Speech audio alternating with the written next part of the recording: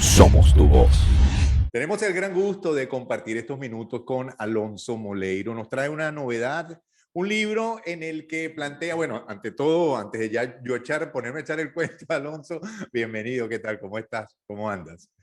¿Cómo estás, Jesús? Encantado de saludarte. Muchísimas gracias por la invitación. Igualmente, igualmente. Iba a decir yo que tienes una oferta interesante, una nueva propuesta que hacerle a la gente en un reportaje profundo, una serie de reportajes que nos lleva a lo que tú has llamado un país incivil o el regreso a esa nación incivil. Y pones como punto de quiebre, como la vuelta, como la encrucijada, los hechos del Caracazo en el 89. Cuéntanos. Pues te cuento que la nación incivil del Caracazo, sus consecuencias y el fin de la democracia es un intento personal por determinar, por esclarecer dónde fue que el país perdió el rumbo, dónde fue que, digamos, la sociedad estable y próspera e inclusiva de nuestra infancia y nuestra juventud fue perdiendo terreno para entrar en este estado, en esta zona de conflictividad y fraude institucional crónico y violencia de Estado.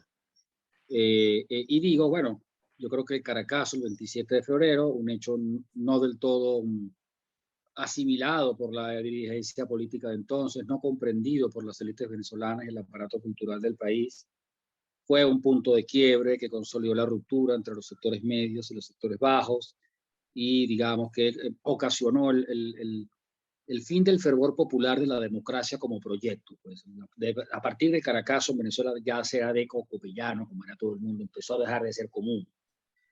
La gente era deca, de copellana o del MAS, si acaso, los sectores medios, ilustrados, pero no más que eso, pues lo demás eran... Y bueno, empieza la decadencia de lo público, la gente a dudar de lo privado, ponderar, digamos, incluso tener una cierta nostalgia perejimenista.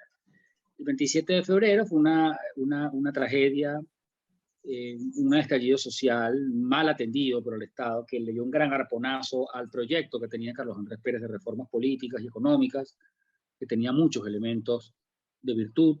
Y bueno, desencadenó una crisis, la del 89-92, que al final forjó el parto de Hugo Chávez Frías, sobre todo con el asedio de Arturo Uslar Pietri, los notables, los medios de comunicación, a la democracia.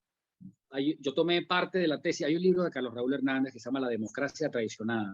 Carlos Raúl no es un intelectual venezolano, escritor también, pues.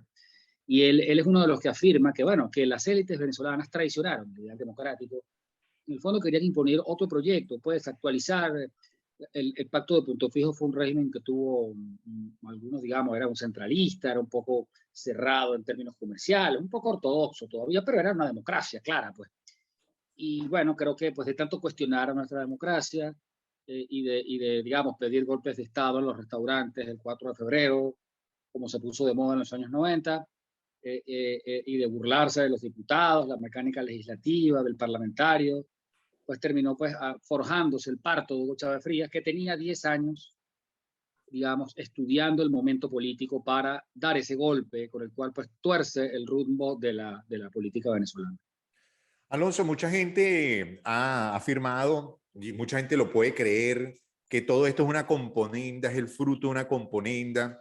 Hay toda una cantidad de teorías de conspiración, de que incluso cuando Fidel Castro vino a la toma de posesión de Carlos Andrés Pérez, en ese avión venían las armas, con las que luego la gente de alguna manera tomó las calles, que era una rebelión planificada. Hay mucho de esto. ¿Tú lo ves de esa manera? ¿O tú piensas Bueno, que es... te cuento esto, fíjate, todos los estallidos sociales tienen detrás esa sombra y esa sospecha sobre los estallidos como el que tuvo lugar en Chile, que sin duda fue un estallido social, o el de 2017, que a su manera y de otra forma más política, pues también fue un estallido social, se dice que son, digamos, producidos. Yo creo que el 27 de febrero no fue un hecho totalmente casual, es decir, yo sí creo que hubo algunos factores. Por ejemplo, el jefe de la policía de la PM era Freddy Bernal, el jefe del Grupo Z, estaba en ese momento desarrollando una huelga policial que inutilizó a la Policía Metropolitana. El Estado tuvo que intervenirle con la Guardia Nacional porque había una rebelión interna. Por otro lado, yo mismo te puedo decir que vi gente de la ultraizquierda. O sea, la ultraizquierda participó en la gestión del Caracazo, pero como un actor secundario. Hay unos elementos concretos que hay que evaluar que son fallas del propio sistema y un poco de mala fortuna. En primer lugar, la televisión transmitió abiertamente los saqueos sin darse cuenta. La policía tardó casi un día y medio en partir. Carlos Andrés Pérez no tomó decisiones sino hasta el día siguiente. Luego vino la suspensión de las garantías, y con la suspensión de las garantías ocurrió lo más importante, que no fue una cosa, es que la Guardia Nacional salió a recuperar los bienes y produjo una masacre en muchas barriadas venezolanas, con una cantidad de muertos demasiado alta, que luego además se expresa en las fosas comunes de la peste, en el año 91. Pues yo creo que esos hechos, la democracia, los medios, nosotros, aunque mucha gente sí lo puso en relieve, no fueron bien entendidos. La gente creyó que, bueno, que esa era una excepción, cosas que pasan para restaurar el orden. Y bueno, sobre esa circunstancia, Chávez llegó a hacer una fiesta, pues a crear una tesis adulterada, según la cual pues el Caracazo fue una rebelión contra las grandes transnacionales, los capitales internacionales, el neoliberalismo y los bancos. Y como bien dice Liliana Ortega, y yo meto en mi libro, ni los clubes, ni Fedecámaras, ni los bancos, ni los grandes partidos, ni el country club fueron intentados, ni objetos de saqueo en el Caracazo. El Caracazo fue una situación desbordada, donde el Estado falló en su presencia y muy maltratada, mal conducida políticamente por la propia democracia, que no le supo responder a la gente. Te digo, Jesús, COFABIF es una instancia pionera digamos, en la defensa de los derechos humanos, pues todos sus familiares, todos los integrantes de COFABIF son familiares de desaparecidos en Caracazo, algunos de ellos no han aparecido todavía. Entonces, claro, ahí se produjo una falla que además trastocó por completo la relación, digamos, de la autoridad con el ciudadano.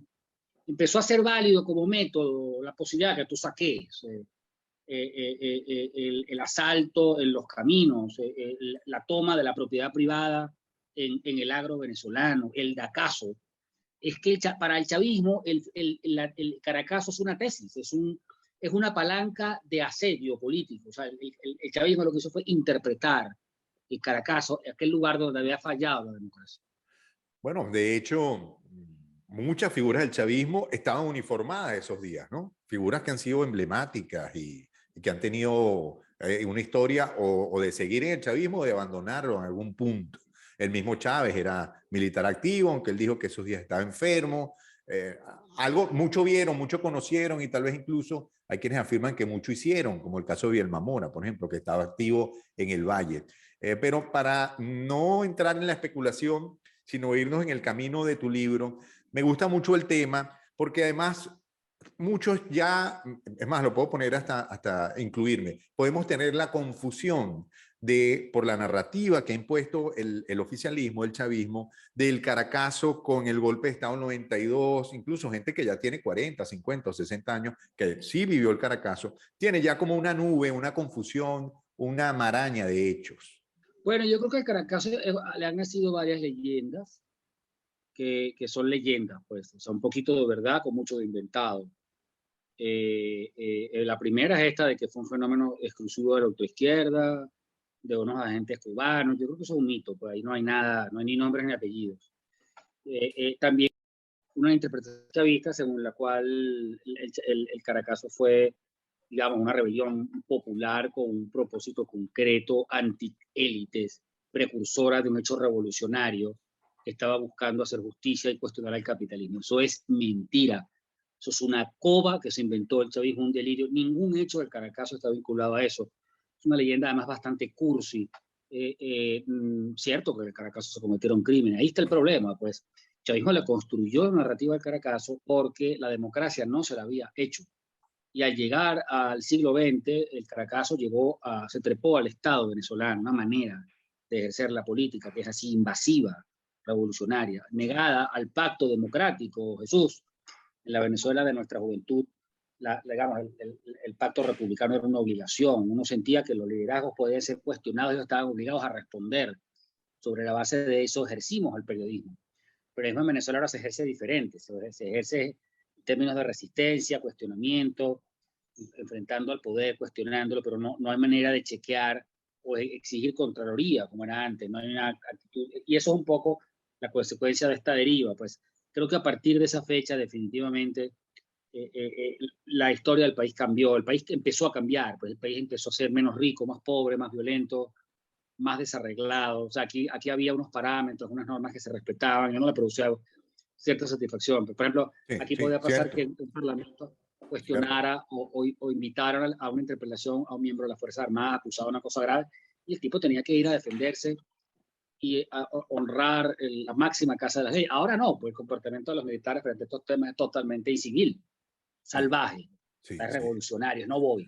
No Es voy, así. no solo no voy, sino que si te pones cómico te doy dos planazos. Sí, además, ¿Entiendes? a lo mejor vas preso Ajá. tú. Y lo mismo pasa con el periodista, que podía ser, Ujú. bueno, también estar allí, llegar a donde el militar, en algún Parte de un acto, deterioro, es parte de un entrar, deterioro, hacerle parte la del pregunta deterioro. directamente al imputado. No, no como Exacto. hacen ahora, que ellos lanzan una narrativa en donde nada más hay personas que, bueno, le Creo van a que decir, aquí ajá, tenemos una regresión cultural planteada. O mm, sea, tuvimos, echamos para atrás. Pues. O sea, que había cosas que sabíamos hacer y ya no estamos haciendo bien como país.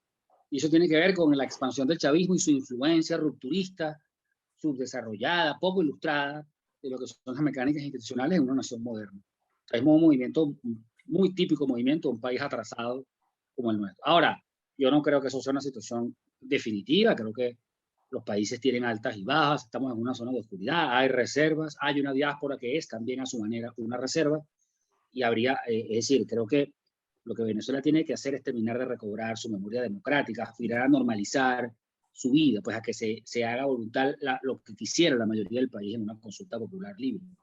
es decir, que en el fondo Venezuela no ha muerto, como aquel escrito tuyo que decías Caracas ha muerto, ¿no? Por Así es, ejemplo. no, Venezuela no amor. Yo creo que hay que hacer Magnífico. una disección muy exigente, muy fuerte de nuestro pasado. Yo creo que Arturo Uslar Pietri es un hombre que merece una interpretación crítica. Fue un gran venezolano, fue un intelectual muy reconocido, pero bueno, Arturo Uslar fomentó un estado de asedio y de desconfianza en la democracia, y empezó como a jugar con la posibilidad del golpe, a tentar los demonios del Estado, hacer unos cuestionamientos muy graves, siendo una persona que tenía una enorme autoridad sobre el país en aquel momento, como no ha vuelto a ser vista en Venezuela en mucho tiempo, y creo que esa circunstancia de los notables produjo un clima de opinión que le dio perfecta excusa a Hugo Chávez para dar un golpe simulando ser un patriota honesto que estaba interesado en los más altos ideales del Libertador y no un caudillo con ánimo de venganza que infundaba un proyecto personal de poder como terminó siendo. Es así. Alonso, ¿dónde invitamos a la Nos salió gente? caro el asunto, pues, y hay que Sí, verlo nos está de saliendo atrás para caro. adelante. Sí, nos está saliendo porque estamos en el atolladero, ¿no? Dios mediante saldremos, pero todavía estamos pagando esas consecuencias. ¿Dónde puede la gente disfrutar el libro? ¿Cuál es la invitación que le puedes hacer? Incluso aquí mismo a los que están en el sur de la Florida, por ejemplo. Por supuesto, gracias por la oportunidad, Jesús. Bueno, mira, la Nación Civil se consigue en las librerías que hay en Caracas, que son pocas ahora, es un negocio que está muy asediado por la crisis y en el país.